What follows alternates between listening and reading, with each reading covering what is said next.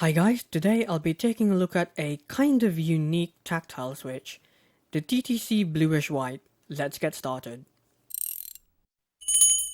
Now, before I even get to the switch, I want to talk about the name, Bluish White.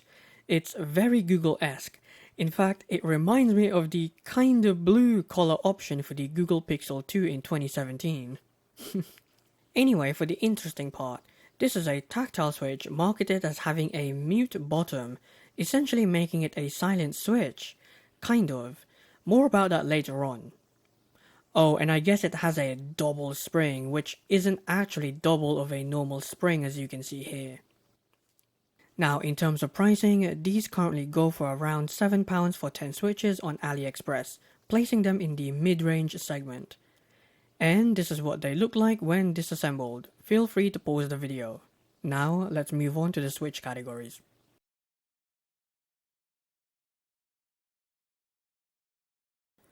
On-center key presses are somewhat smooth at times, but they definitely are more scratchy than smooth for the most part. Off-center key presses feel very similar to my surprise, but with a scratchier feel as a whole, although you most likely won't notice it when you're typing normally. Overall, they aren't too shabby, but I wouldn't recommend them if you're looking for purely smoothness. 6 out of 10. Now, according to the manufacturer, these switches have a peak tactile force of 60 grams at 0.5mm, an actuation force of 42 grams at 2mm, and a bottom-out force of roughly 50 grams at 3.5mm. Now, in terms of actual key feel, it's on the light side, but not light enough for me to accidentally actuate them, at least most of the time. However, they aren't as tactile as the Durock T1, which in my opinion is the best MX style tactile switch out there. With that said, these switches sit firmly in between the Cherry MX Clear and the Durock T1 in terms of tactility, so it's definitely not a fake tactile switch or anything, but it's obviously not for me since it's not tactile enough. Overall, I think it's a decent switch. It's not bad, but it's really not that great either. However, for those looking for an in-between tactile switch, this could be what you're looking for. 6 out of 10. Okay, so sound. This is one of its selling points as they have a mute bottom as I mentioned before.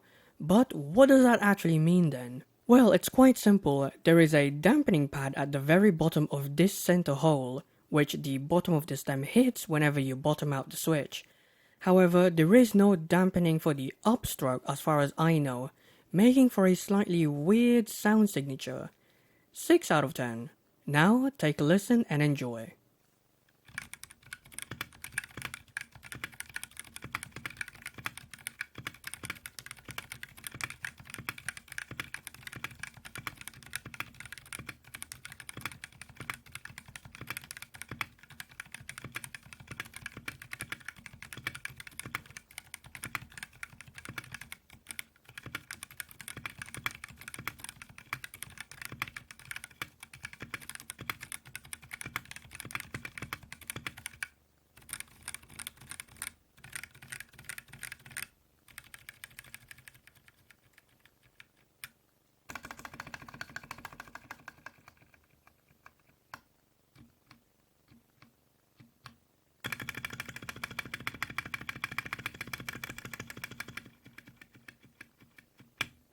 Now, typing on these was better than expected. They still aren't tactile enough for me, but I can say that it matches the MX Clear in terms of overall typing on a day-to-day basis, which is a good thing.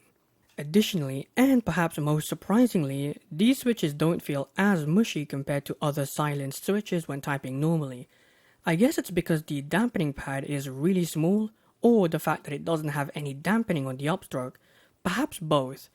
Essentially, these are semi-silent switches if you want to call them that. With that said, they do still have a bit of mushiness compared to traditional switches.